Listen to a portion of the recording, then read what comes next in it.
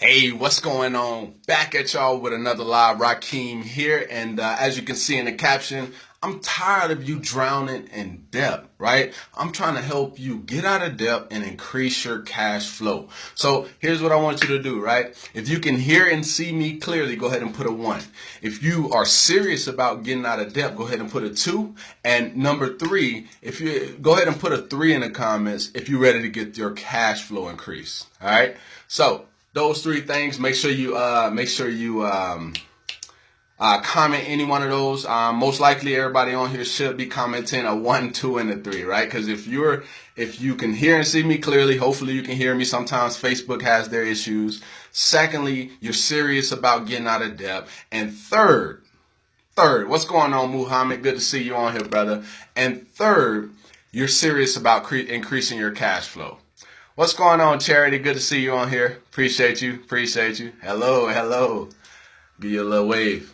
So let's like I said, put a 1 in the comments if you can hear and see me clearly. Put a 2 in the comments if you're serious about getting out of debt, and put a 3 if you're ready to increase your cash flow. All right. So I don't want to. Charity says, "Hey." Charity says, "Thanks." Appreciate you, Charity. Appreciate you. So I'm gonna go ahead and get into today's live, and let's share with you some stuff that I put together that's gonna be beneficial for you, right? Like I said, I'm tired of you drowning in debt, right? Don't be ashamed to be watching this. No, just get on here. If you got debt, we gonna help you get rid of it quickly. Okay, so let's do it. All right. So here's step 1, guys. Step 1 is to get your money back first. Now, this is actually going to require you to make a decision to say, okay, do I really want to get out of debt or do I not? Right? And using what I'm going to show you is you're going to now get your money back instead of depending on what you're currently making now that you're probably struggling at this point, right? Because most people, again, they're overpaying in taxes. So if you can get your money back first by starting a home-based business, that is the only way that you're going to get the money back, right? So that, just so we can understand each other. So you start a home-based business, right? And this is different from what certain financial gurus will tell you, and they'll say start an emergency fund. But here's the thing: how are you going to start an emergency fund and really build that to where you really want it to be if you're already struggling and behind? Right? So I don't agree with that so much. I agree with getting the money back first, because once you get your money back first, you start a home-based business, and the government states that if you have a home-based business, you're able to now essentially get your money up front, which means that you pay lower taxes, minimize your taxes. So being that that's the case, and you're going to get a pay raise on your job by implementing a strategy that we have in our back office, right? You're now a home-based business owner. In essence, you have a sole proprietorship. So boom, now you have your money back. Now you can build that emergency fund, which is step number 2, right? I didn't put that as step number 1 because a person who's struggling, it's hard for them to put together an emergency fund. So you get the money back, and you build up at least a reserve of $3,000, right? What's going on, Lakeelia? Appreciate you for being on here. So now you get your money back, and step 2 is to start your emergency fund. Now, some people go differently. They start their emergency fund, and then you have other people who just go ahead and just get rid of the debt. You know what I mean? So just kind of follow my method here. Step 2, you start your emergency fund after you've gotten your money back. Right. So as you're building that emergency fund to, I would say about $3,000, I would say that's pretty okay for the average family. Some people need more. So you get that going. And now what you want to do is, once you build that $3,000, essentially that $3,000 reserve, now you're going to start debt. You're going to get rid of the debt, right? You're going to start snowballing on the debt.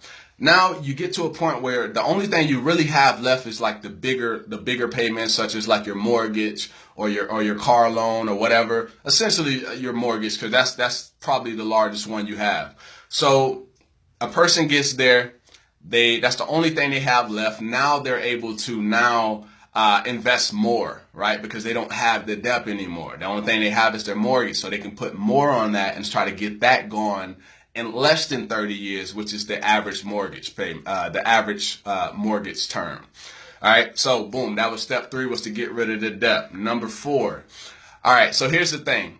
When people get rid of their credit cards, there are certain people who literally get rid of their credit cards. They cut them up after they pay them off, or they try to close the account, which doesn't benefit them at all, right? So here's what step number 4 is. Keep the credit cards and build your credit, right? The intent was to build your emergency fund early in the game so that you don't have to, when you pay them off, have to run back to the credit cards. Now you can tap into your emergency fund if something happens where you need the money instead of depending on those credit cards. That's why I put the emergency fund before getting rid of the debt, right? So step number 4 was to keep the credit cards and continue to, build your credit. Maybe you can get a few increases over time, right? That way you're good to go. All right. So step number 5 is to start a 6-month reserve. Basically 6 months worth of your expenses. So whatever your expenses are on a monthly basis, that's essentially what you're going to be doing. You're going to put that all together, build that up concurrently. Because let's say if you haven't built up your $3,000 emergency fund all the way up to $3,000, then concurrently build those funds. You don't really want to be doing them like, oh, I'm going to build this one first. I'm going to build this. I'm going to do this first. No, kind of build them at the same time and then just put as much as you can away in each of the funds. All right. So start your 6-month reserve. Now, step 6, and this is the one I absolutely love, is start investing.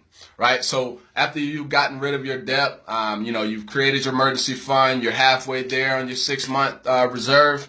Boom, you're going to start investing, right? Because you got to remember, the reason you're doing what you're doing now is to get to a point where you can walk off your job and have the rest of your life being paid for by investments, right? So if you start investing and investing into you, because essentially that's what you're doing, right? You're putting that money away. Boom. Now you got investments coming in for you. Your money's working for you. Now you either get too old to work or they get rid of you, right? Eventually, right? So if you got your money working for you, you've been having your money working for you for so long, guess what? You're going to benefit from it.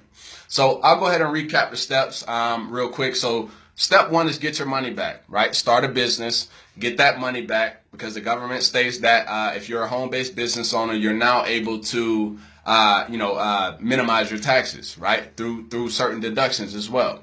So boom, you got your money back. Boom, start working on that emergency fund. Because like I said, the financial gurus, some of them will tell you start that emergency fund first.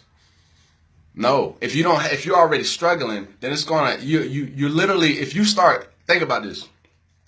If you're already struggling, if you're living paycheck behind paycheck right now, how can you start an emergency fund first? So I don't agree with them in that aspect. I agree about the emergency fund, but I think it's better if you get your money back first, right? You get your money back, boom. Now you start your emergency fund, right? Now you can do it because you're getting extra money.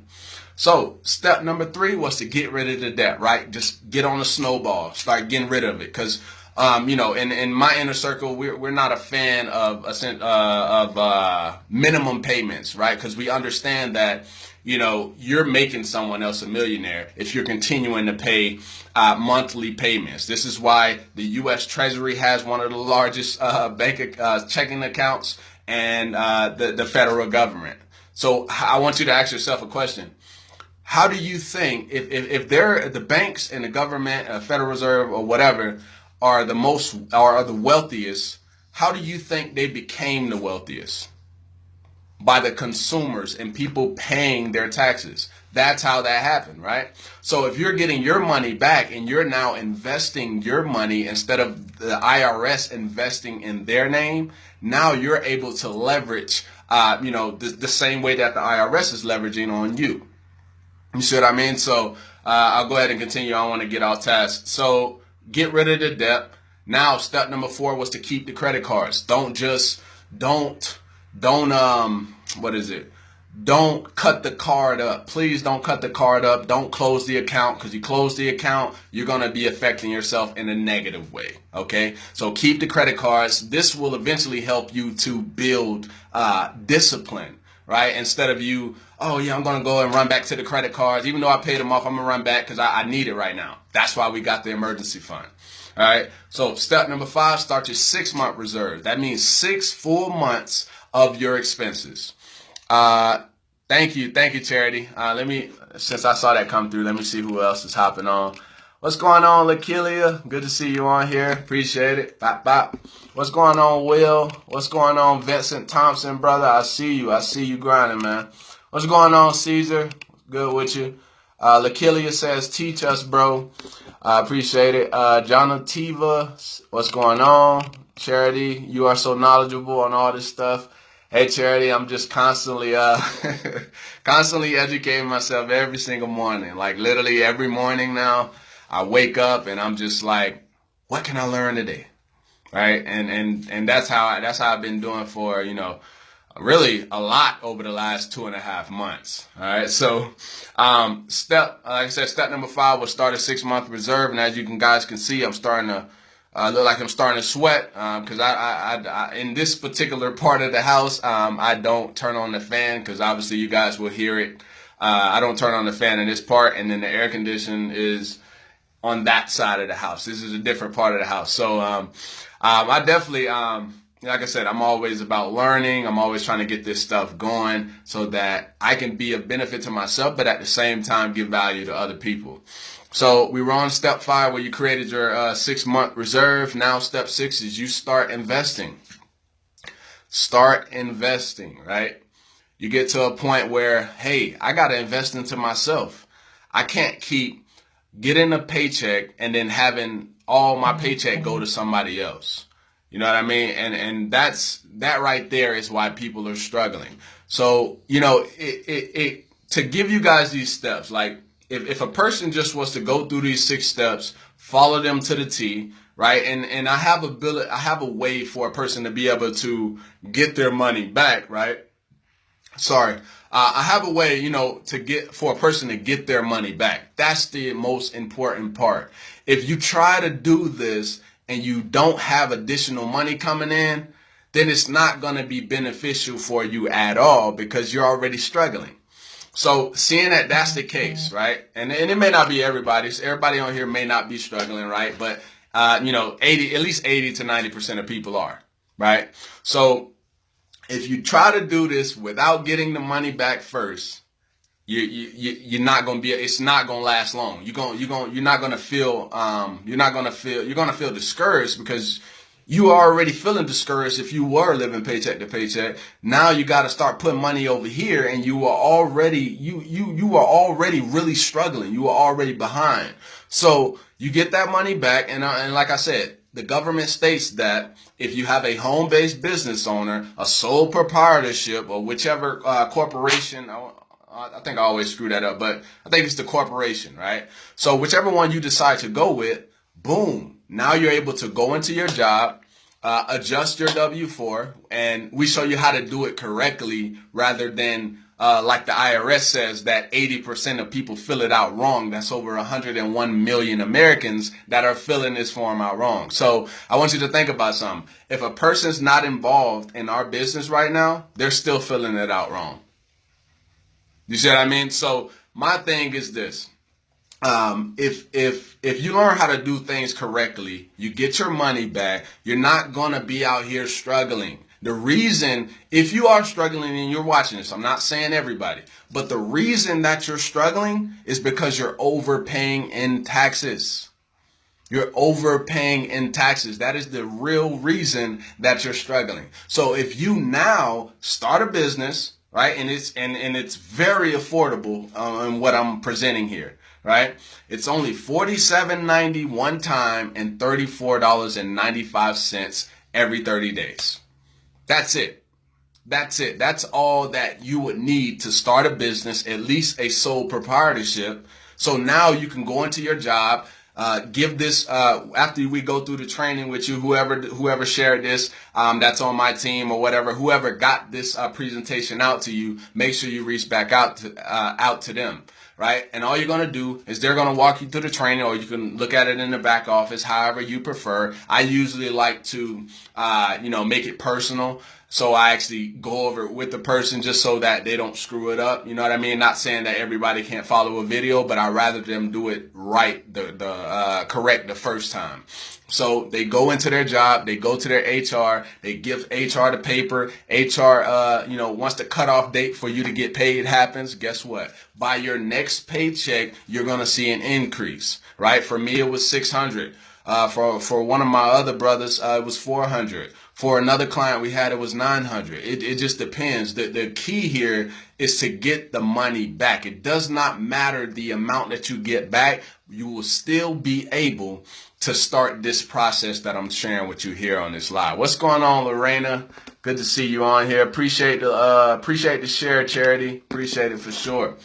So yeah, guys. Like I said, I didn't want to stay on here too long. Anybody who didn't catch it live, just go back and watch it. I think it'll be extremely valuable. What's going on, Alexis? I think it'll be extremely valuable for the people who did miss it live, and also the people who catch, like I said, the people who catch the replay. Basically, we just talked about how to get yourself out of debt. I basically gave I gave 6 steps to help you get out of debt. And I talked about, certain financial gurus, which I'm not a person to bash on other people. I just didn't agree so much with starting an emergency fund and not even having the extra funds to begin with. Right. And that was the only alteration that I made. I said, well, if you get the money back first, now you can do all that. You can do everything that I listed here once you get the money back. Because if you don't get money, now you're living paycheck behind paycheck, right? And that sucks, right? So hopefully you guys got some value. I know this is not long as long as I usually stay on here. I appreciate the love, the likes, the hearts. I appreciate everyone who stayed on here with me. Like I said, and all the people who shared, I appreciate it.